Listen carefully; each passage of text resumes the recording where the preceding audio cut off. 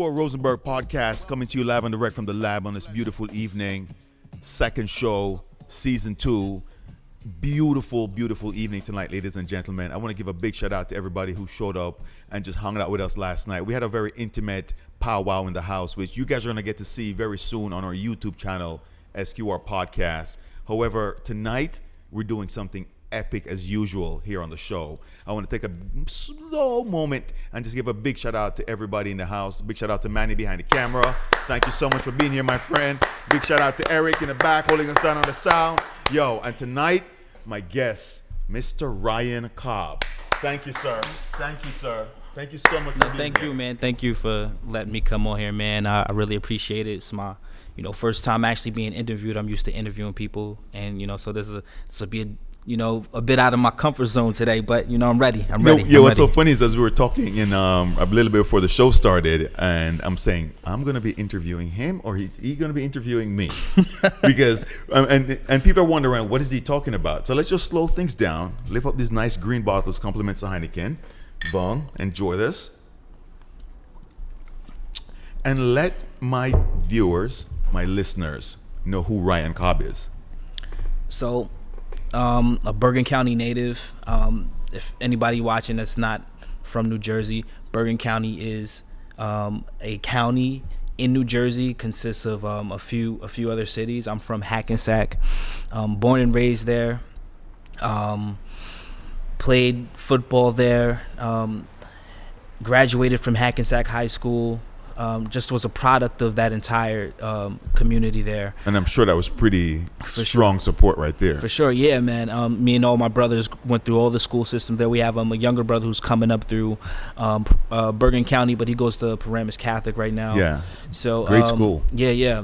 Both of my parents, my mother, she lives here in Bergen County. My father lives in Atlanta, but when they were together, they raised us in Bergen County. Well. The reason, I love how you gave us a quick snap view of your life up to, now, because what we're gonna do is we're gonna go back and slow it down and do a nice walk through that process to find out who and what has made you who you are. Right. And when people will go, well, what is he? Let people know what you are. What do you do? What is your marquee out here right now? So currently, I've started my own advertising agency geared towards matching small businesses, medium-sized businesses, and also startups with affordable advertising for their businesses. What's the name of that company? So that company is actually named after my son. My son is 6 months old. Oh, salute! Yeah, congratulations! So my son's name is Aston Jet Porter Cobb. So I named it Aston Jet Companies, and it consists of 2 branches right now. Okay. One is a sales branch, which is the advertising branch. Okay. So it's sales consulting, mainly for, like I said, for marketing for small businesses and startups. And then the media side, which is I also have a podcast and a thing I like to do called motivationals, which are slow that down. You're about to drop a jewel here. Slow that down. What was that term? A motivational. Yeah, motivationals. So there's motivational commercials. It's a term I just thought of. I would think of these visions when I listen to music that would motivate me, and I just wanted to put them on camera. So I do that. Squirrel Rosenberg Podcast. My guest Ryan Cobb, dropping jewels right out the bat. A motivational. Motivational. Motivational. It's like a commercial, but it's motivational. So motivational commercials, motivational. Wow, boom. Wow. I love that. And I'm very impressed with not the fact that you're such a young, demographically, age, young guy, but you seem to be so wise and cautious in your movements. And I want to go back because the average young guy is not out here doing what you're doing right now. Let's be focused. Yeah. So what I would love to do is I would like to go back to the beginning of what created, or what was the ingredients that were in the pot that made Ryan Cobb. Let me ask you this: what was the family makeup like? Okay, that's great, because that's exactly where I was gonna go, actually, Mr. Rosenberg. And man, so my father was born in North Carolina. My mother was actually born in West Germany. So my mother is actually half Japanese and black. So wow. So her mother was full Japanese. Her father was black, black as hell, as she likes to say. Yeah. And her parents actually met during the Korean War. Oh wow! You know what I'm saying? During like those times, the Korean War, Vietnam, and those times, and the U.S. over there supporting. Yeah, Korea. exactly. And they were in Japan and things of that nature as well. That's where my family originates, is over there, overseas, basically. Wow. You know what I'm saying? So your mom is Japanese and black. Yeah. Which meant your father stood no chance when they met. She had to be gorgeous. Yeah, man. I mean, people still say that now. I mean, if you look at her, she looks like she's maybe in her 30s, but she's in her in her mid 50s now. But she still looks really young. But I never got to meet her grandmother, my grandmother, or my grandfather. Either they actually deceased before I was even born. Okay. So I never even got to meet them. But when I was younger, my Japanese side of my family actually came up here for the 4th of July. I had to be like four years old, so it was like a great Do you remember anything from that experience? Yes, I do. I mean, I remember they came up here. We went to the beach. They loved to eat barbecue for some reason. They just wanted to eat a lot of barbecue when they came over here. I remember that. And they actually bought me a Sega Saturn. I don't know if you remember. It was a video game console called Sega Saturn. They actually bought it for me and my brothers before they left. And so I remember a lot from when they came over here. Wow, that was big. That was big. Yeah. So when you said me and my brother, so it was mom, your dad, and how many brothers? I got total. I got 4 brothers. 4 brothers total. So it's a total of 5. It's a total of 5 of us all together. Because really, what I wanted to, what was the dynamic like? Because I'm trying to figure out how you became so driven and so focused at such a young age. So what was the dynamic like growing up in that home? So my dad, just fast forward from the background of my family. My dad was a really smart man. He worked on Wall Street for a lot of his life. Oh wow! Without a degree. So these are the times when you didn't need a degree and things like that. So I watched him work, and I watched my mother work as well. They were both really, really hard workers. They actually met at IBM. So when they first started dating, they met at IBM a long time ago when IBM was just starting to innovate. Yeah. So my family always had a great work dynamic. I saw my parents go to work every single day. I saw my dad make a nice salary. So I knew that there was always more for me. I loved playing sports, but my parents always basically told me that education was gonna be the end all be all. It was gonna lead me to where I needed to go in life. Did you always accept their advice? I mean, because the traditional story is kids are going to be rebellious to where the parents want to go. I mean, your dad's from America, South Carolina. Your mom's from Japan, so I'm pretty sure, as you told me, they have a very disciplined work. I mean, did you accept the way they were laying out, or was it a little bit rebellious? I mean, of course. I mean, any kid growing up could remember a time when they were rebellious towards anything their parents were saying, but you get to an age where you're like, okay, this actually makes sense. I think it was a wake-up call to me that I needed to start listening to what my parents were saying was when I was turning 18, because at that point I knew I could go to jail, and I was like, all right, I'm not going to last in jail. I'm not, I'm not really big, I'm athletic, but I'm not trying to go to jail. So, let me go on the straight and narrow. So when I graduated high school, it was like, hey, I'm either going to go into the military, I'm going to get a job and move out, or I'm going to go to college. So you were driven to do that. Yeah, I just knew, like, my parents would always stress it to us that, we were going to do it. And it worked. Like all of my brothers, we all have college degrees, and it's pretty good thing. It's a great accomplishment. Yeah. You can't devalue that. Yep. Wow. So as we get ready to build and fast forward through that walk, was there, if you can remember, during that childhood period through middle school, getting ready to go into high school, could you remember one thing or one person that really said something or did something that made you go, I like that, I want to emulate that, or I don't like that, I'm definitely not going to do that? I mean, I think a lot of my life when I was younger, I was inspired by my dad a lot. So I looked at my dad as somebody I always could look up to. Right. And I took his words real seriously. And what he would tell me a lot of times is to watch your friends around you and watch what they're doing, and most times you're gonna have to do the opposite of what they're doing. Squirrel Rosenberg Podcast. Hold on, he just dropped another jewel. You're not sneaking this jewel by me, bro. Unless which is a jewel your dad gave you. Could you say that again? So in a nutshell, just you have to watch the people around you, and sometimes, most times, you have to do the opposite of what they're doing. And in this case, it was times where I was around people that were selling drugs and doing things of that nature. But I knew, even though I was hanging around it, that wasn't my life. Those are my friends, and I loved them to death, and we had fun together. But I knew that wasn't my life. So I was the kid that lived maybe across town, but went to the inner city to hang out with people that probably I wasn't supposed to be hanging out with. But I still had them in the back of my mind, and maybe it was because I had a father around, that I had to do more, or I had to make sure that I was on top of my stuff as well. So if that meant distancing myself or moving a certain way, that's what I had to do. So, Squirrel Rosenberg Podcast, Ryan Cobb. I love when we get a chance to walk through these things, and even get microscopic like we're doing right now, because you said maybe because I had a dad, that you had a reference point that you had to match up to, and I salute you for being as vulnerable as you were. Let me ask you this as we get ready to close on the first segment here. When you transitioned into high school and got into your lane, right? The entrepreneur mindset, when did that come into play?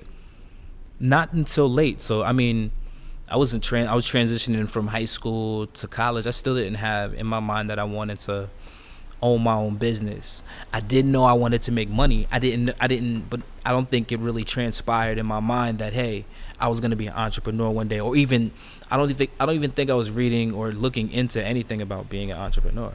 I'd see my parents work at good jobs and things of that nature, and earn a lot of money, but never saw them really own a business. My mom owned a business for a very short time when I was younger. It was a microfilming business. I don't know if you know what microfilming is. So basically, before memory cards and things of that nature, there was a microfilming. And my mom's owned one of those. It didn't last. She ran it for a little bit, and that was the only time I ever seen something like that. So when I went on to college, I knew I had to get a job, because I had to make money. So I went into sales. And I found out it was because I could generate my own money.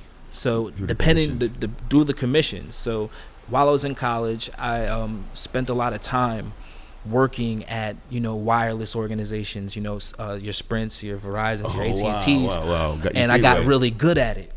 I really understood that I had a knack for not only talking to people, but making people understand a brand and feel it to a point where they'll purchase it and embrace it in a way that they'll spend money with. So now I know how you came around to be doing what you're doing right now, which is the marketing. So as we get ready to close on this segment, just mention the name of your company, what you do real quickly, so we can remind our viewers where they can find you. So Aston Jet Companies, where our website is going to launch closer to the end of this year.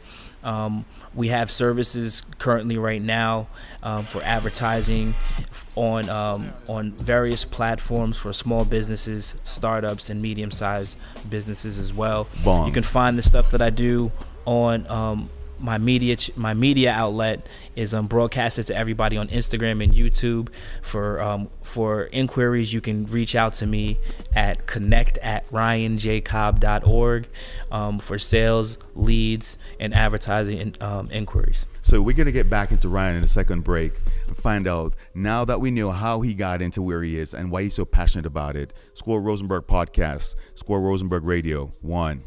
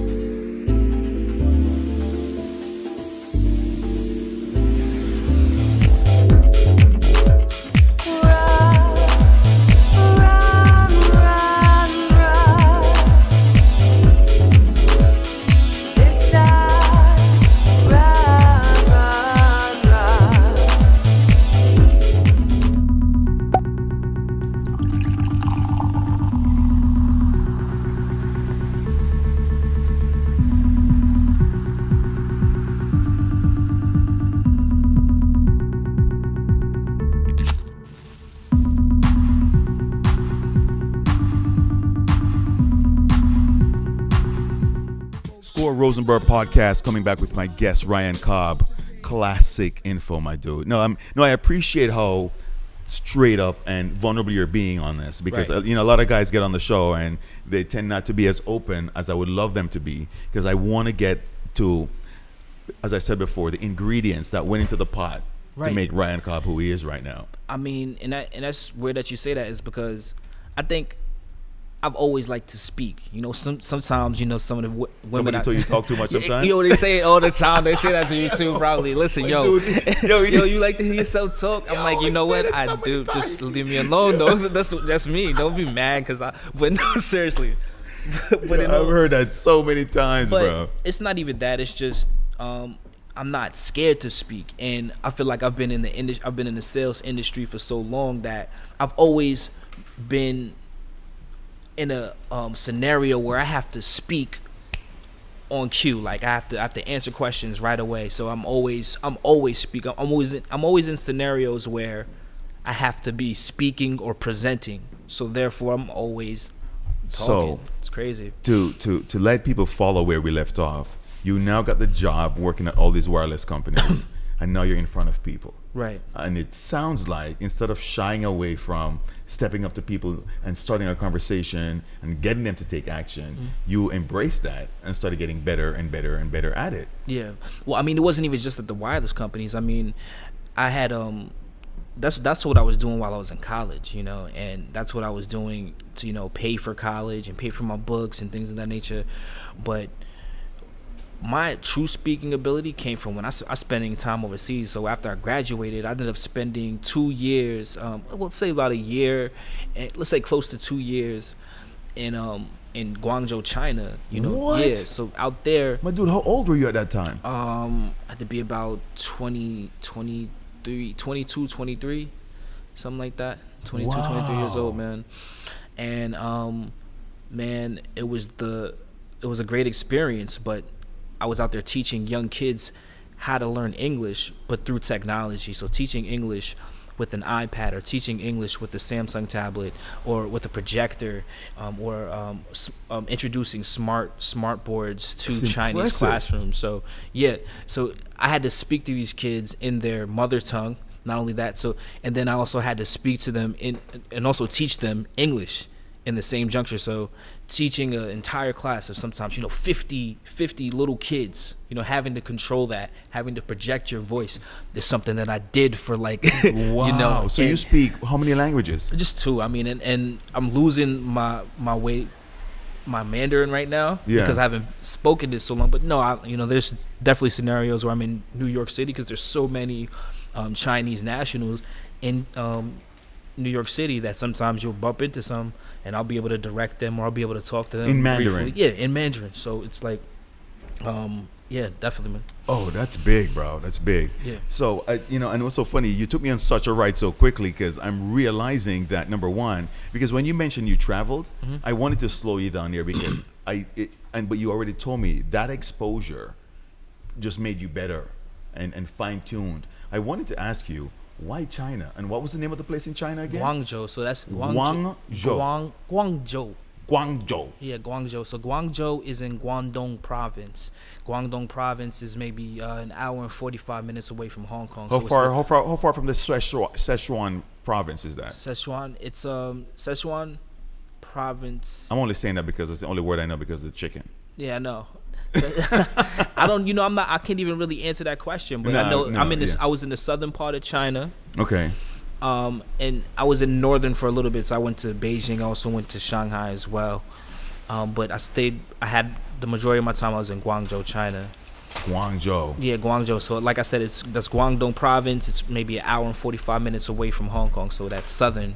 So you're China. 23 in this new spot. Yeah. All right. Let's get into this. What was that like? What was the ladies like? Oh man, I mean, I never thought that I would actually sleep with a Chinese woman ever in my life, man. And it happened out there, but it wasn't what all I expected. But I also ended up, I was in a program of about 250 Americans, so I was also talking to women that look just like me. Okay, and then not only that, in Guangzhou, fun fact, there's actually a population of 100,000 plus Africans in Guangzhou, China. It's called Xiaobei. It's and it means Little Africa. What? And it's about 100. So if you when you go there, like I said, I was staying in Guangzhou. When you go there, you might not see any Chinese people. You'll see nothing but African people walking around. But as I was there longer, I understood that that's just how Guangzhou was. You would see Russians, you would see people from a melting pot. It's just a crazy melting pot. So they had that was my first time being introduced to Chinese Muslims. They're called the Uyghurs, and they migrated from southern China. They migrated from northern China near Tibet. And so they're like Chinese people, but they practice Islam. It's the craziest thing ever. Wow. Yeah. So just being exposed. Wow, dude. There, I'm so, because I am very fascinated, because right as you were talking, I couldn't even interrupt you, because I was literally living vicariously through the stories you were just seriously. No. Being in that environment. And I salute you because as I said before, and even now at this young tender age that you are right now. I'm 28, man. I'm not old. I'm old, but man. At 23 to be serving others and going out of your comfort zone and really owning it. Now that's big, bro. Salute to that. Thank you, man. Dude. But mostly though, man, I did that for my mental health too. Like you sometimes you go through traumatic events, and I was just like, I had to do something after I graduated. I didn't want to go right into the workforce, so it was like, let me go do something that I've never done before, and it ended up changing my entire life. And also, Squirrel Rosenberg Podcast, Ryan Cobb. I'm sorry to interrupt you, but you're dropping another jewel, my friend. No, seriously. No, I gotta let people know, because right now you just said I didn't want it to jump right back into the workforce. I want to do something different. Right. That's big, bro. Yeah. And that's just how I was thinking at that time. And sometimes, you go through hardship, and it forces you to make decisions that'll push you outside of your comfort zone, and it makes you, stronger to a point where you can handle whatever you do. So, I did make that decision, and it's helped me, and it still pays dividends today. Where, when I put my resume out there for people, when I'm trying to get new clients, and I show them my portfolio, and they see that it stands out. So I do urge anybody watching this, if you're a young kid, if you're a middle-aged person, traveling or doing some sort of work where you're getting paid in an actual mission overseas, looks great on your resume. Even if it's for 6 months, you don't have to do 2 years. It looks great on your resume, and you'll always find employment, or people will always look at you differently if you travel overseas. So urge your kids, urge your cousins, anybody to get some sort of overseas travel if they're in school. There's study abroad programs for almost highly recommend, for everywhere. So most definitely do it.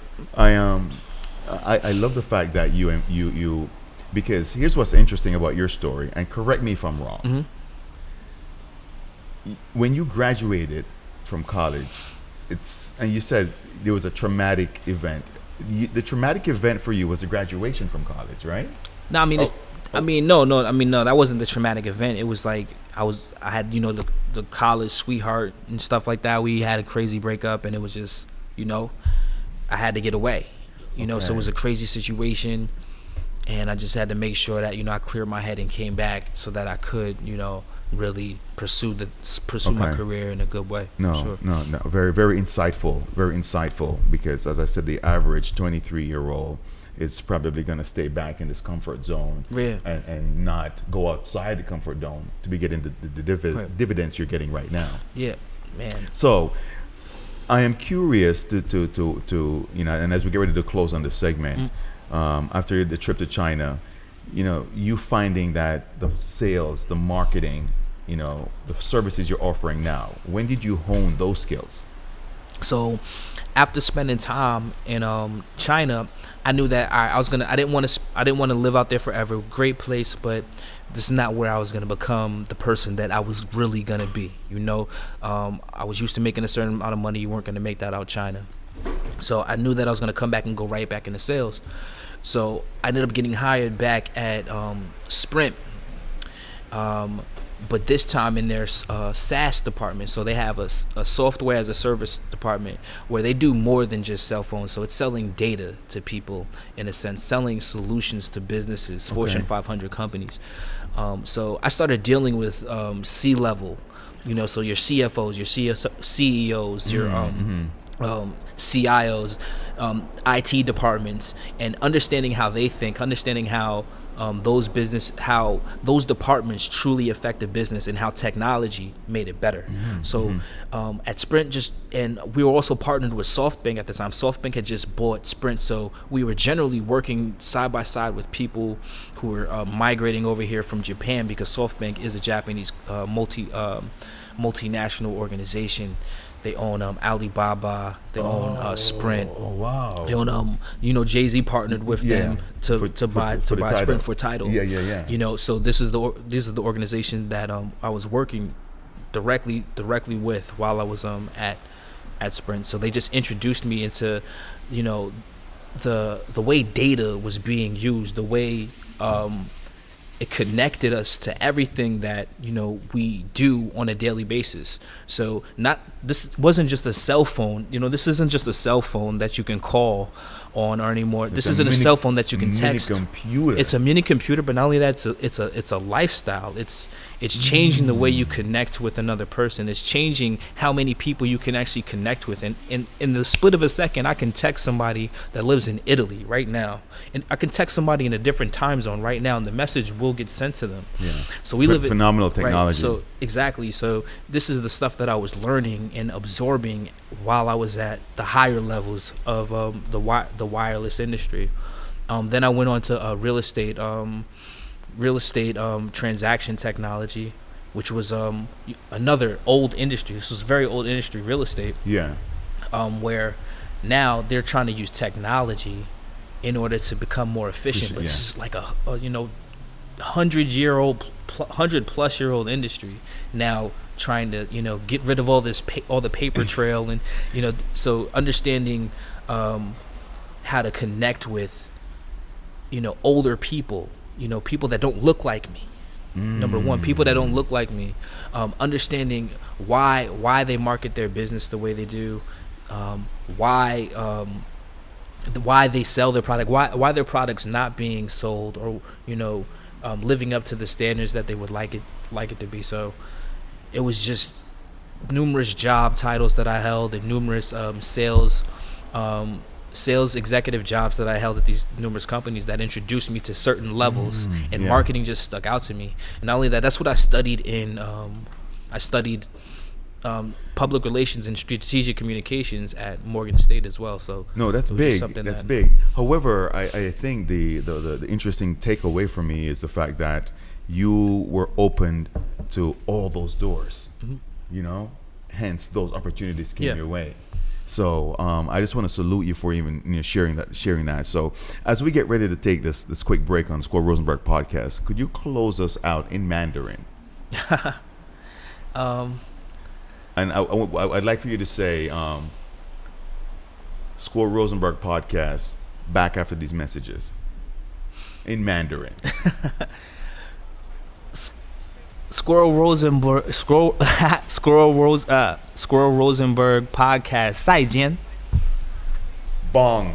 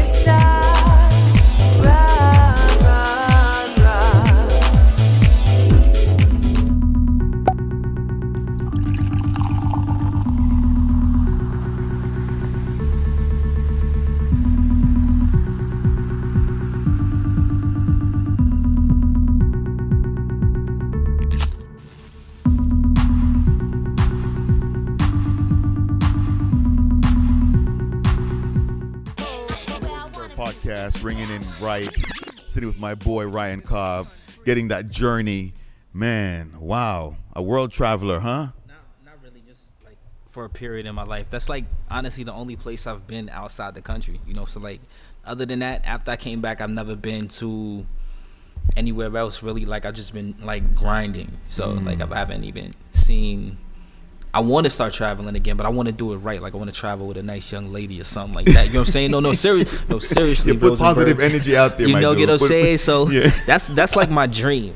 But you know, it'll happen in due time. You know, I got to make sure my son is right, and you know, it'll happen in due time. But that's how I would like to travel, and also like to travel with him when he gets older too. Yeah, but bring him down. So we were talking a little bit behind the scene, and I was saying it was so impressive at such a young age how accomplished you were.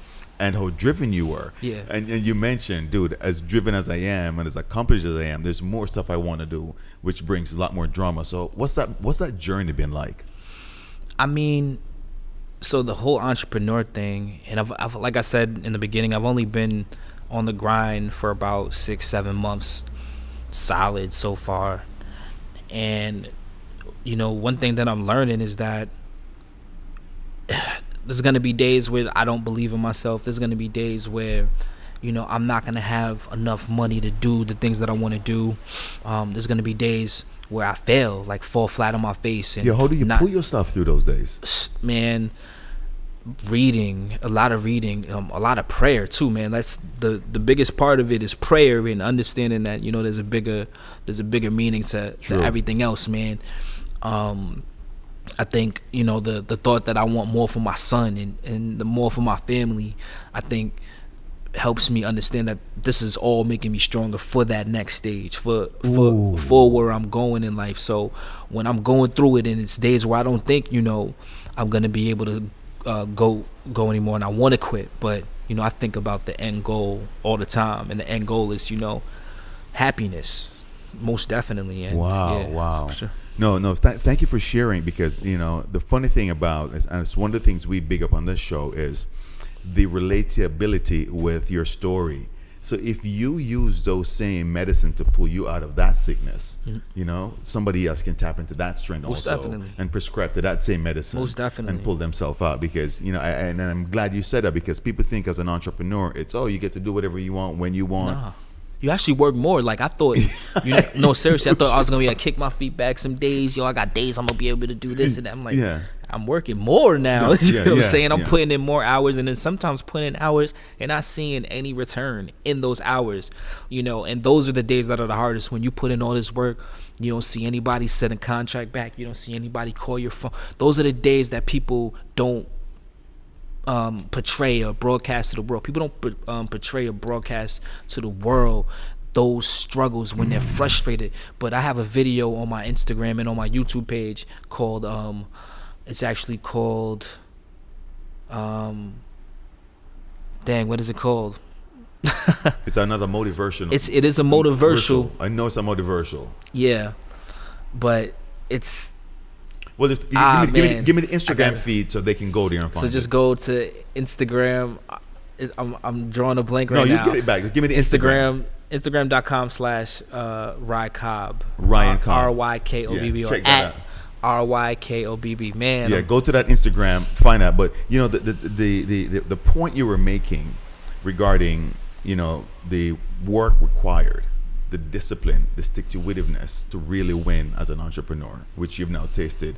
And I'm pretty sure the fact that mom had her own business and the way you saw dad moving, you know, definitely propelled you into this lane.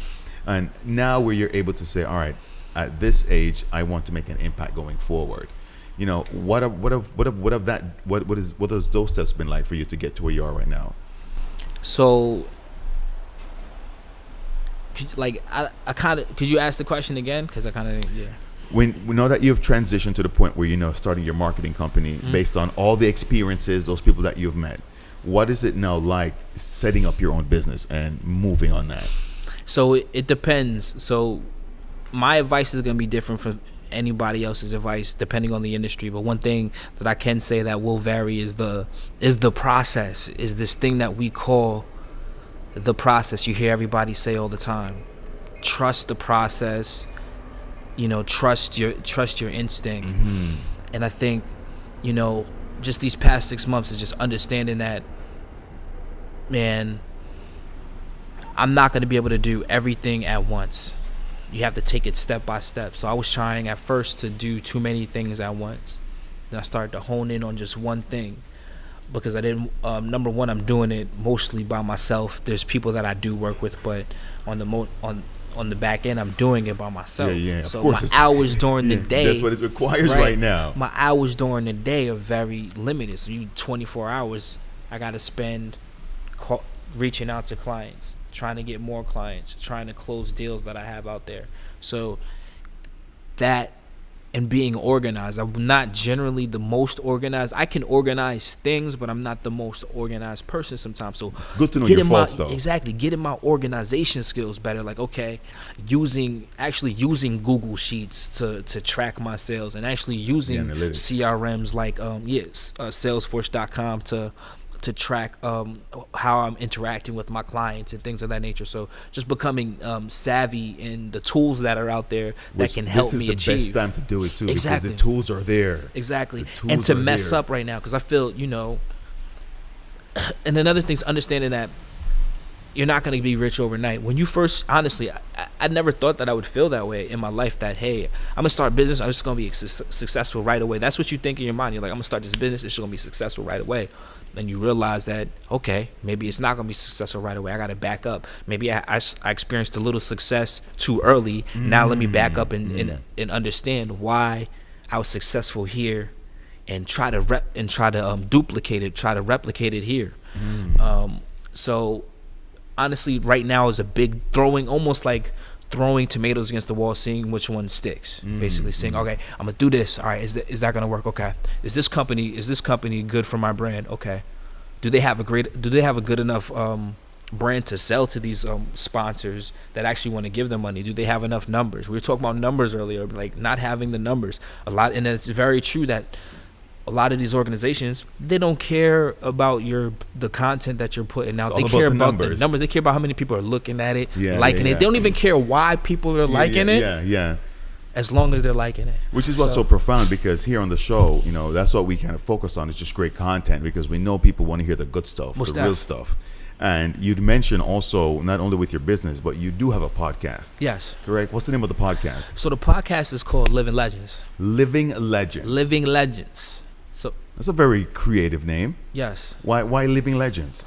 Because I believe that there's people out here that, we in our society, in general, we praise people that are either dead or very, very famous already, And even those people that are very, very famous already are living legends. But I believe there are people that we don't talk about, people that are hidden in our communities, or people that just aren't praised enough for their struggle and then for their triumph.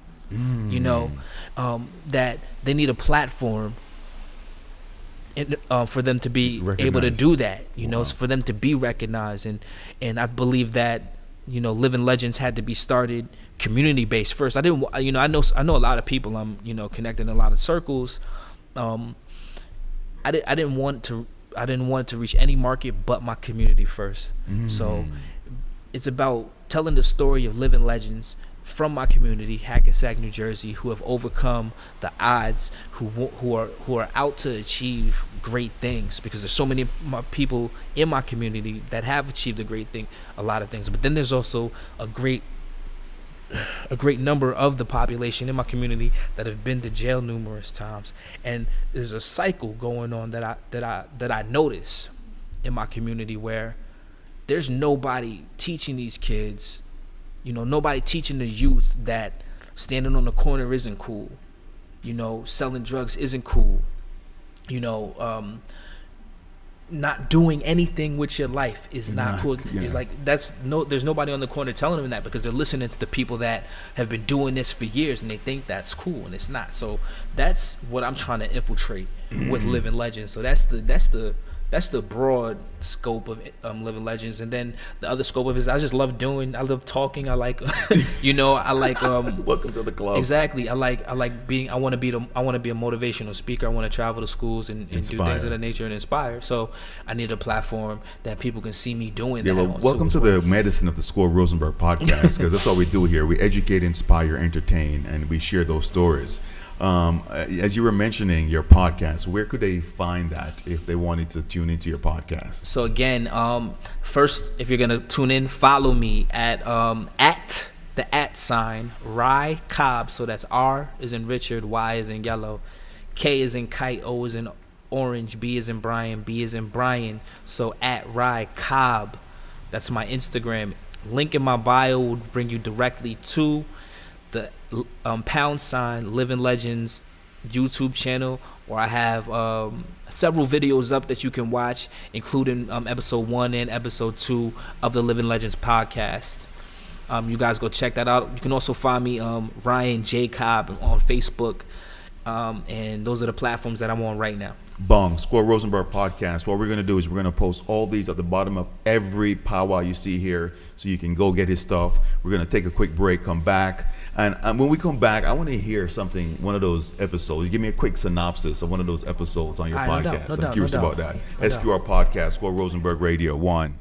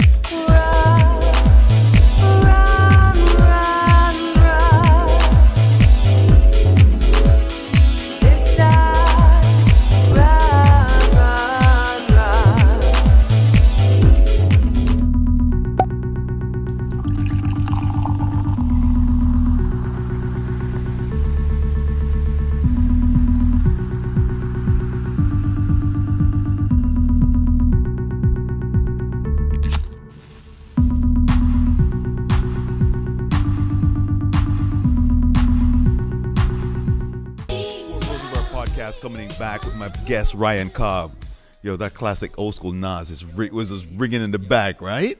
Bringing me back, showing my age out here, man. Makes me feel old listening to that stuff. I just want to let everybody know all those classic beats and music you hear in the background whenever we are in the lab is available on our SoundCloud, Squirrel Rosenberg Radio. Go check that out. We got the iTunes moving right now, SQR Podcast. I just got a call from my boy Maddie.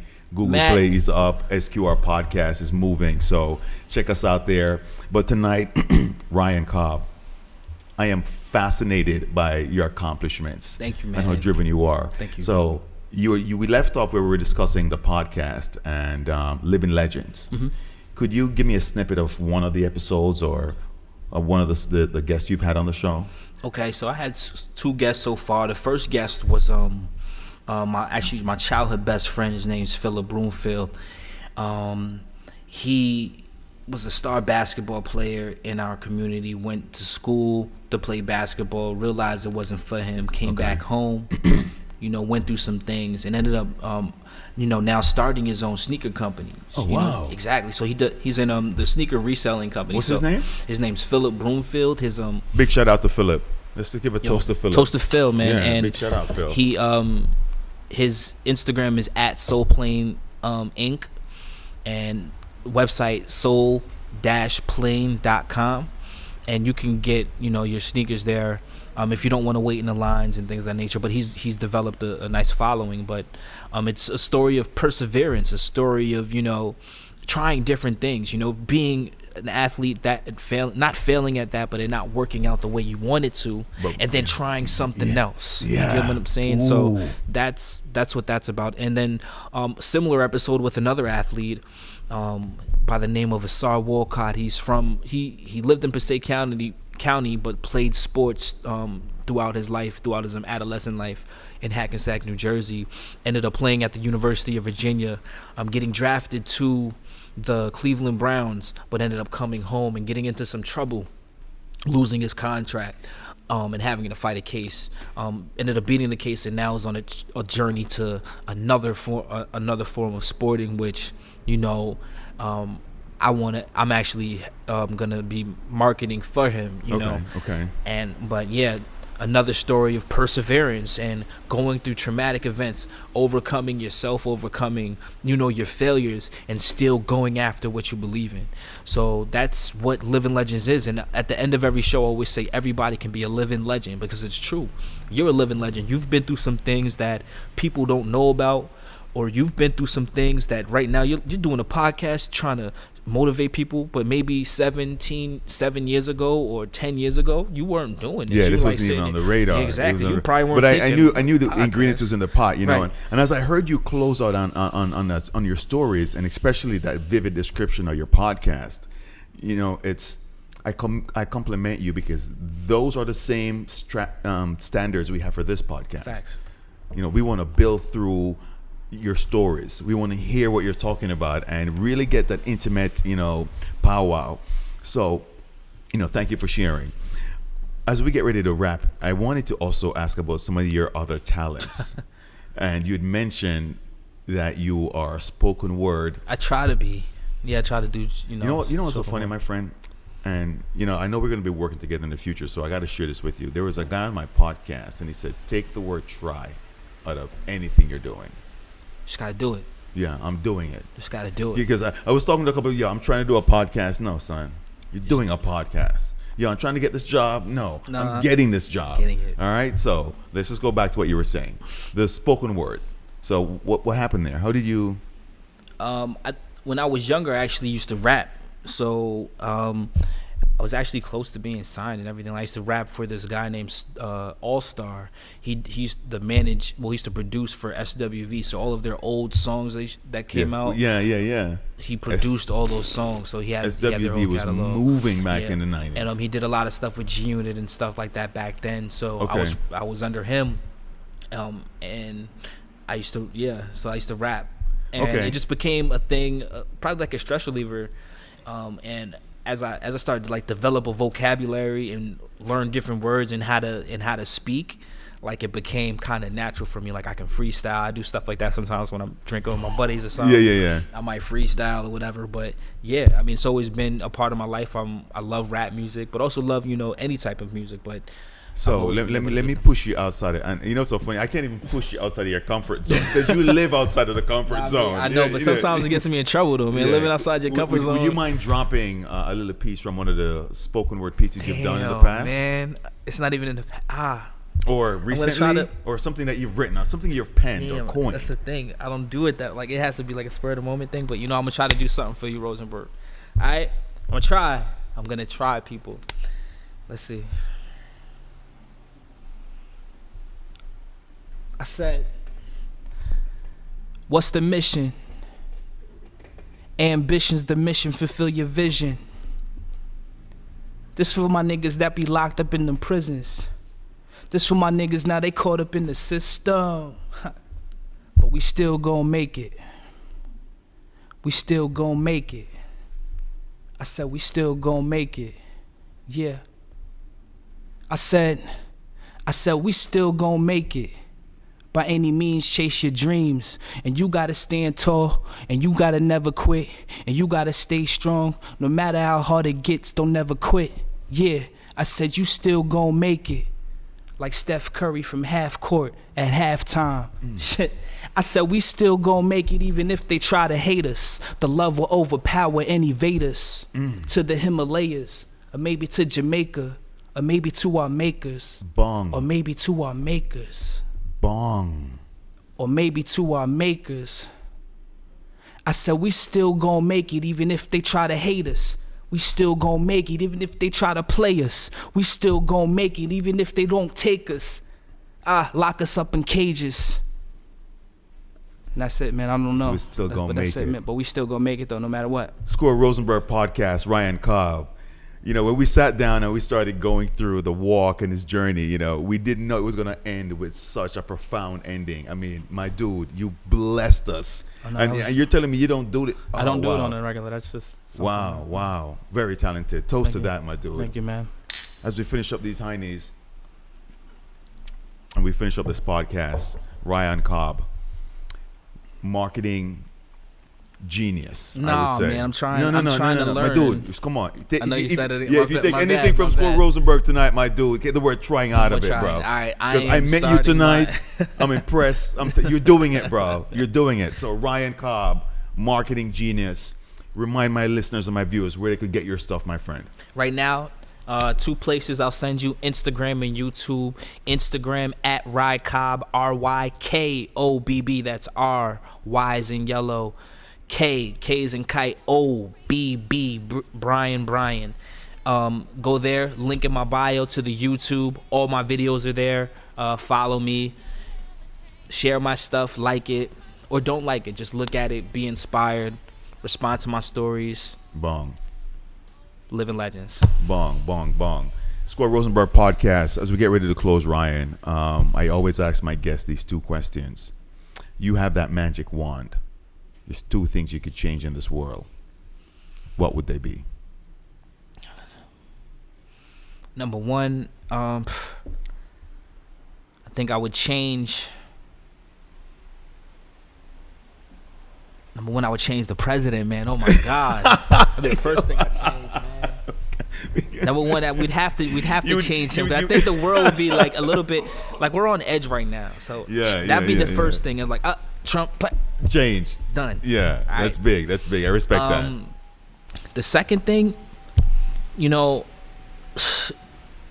would take away, racism. Like, I would, be able to, just take away that historical point from our history, because America from a long time has been a racist country, a racist nation for the longest time, and it's hindered us. And you can see the remnants of the past now. True. So you eliminate racism from America, and we can live in prosperity. But right now, how it looks, it's just not feasible for anybody. So I would eliminate racism. And what's the first thing I said, man? To change the president. I said I would definitely change the president. Ryan Cobb, Squirrel Rosenberg Podcast. Thank you so much for being here, my friend. 111. Bong. Thank you, man. Bro, there's money to be made. I'm on the road to the riches. You in another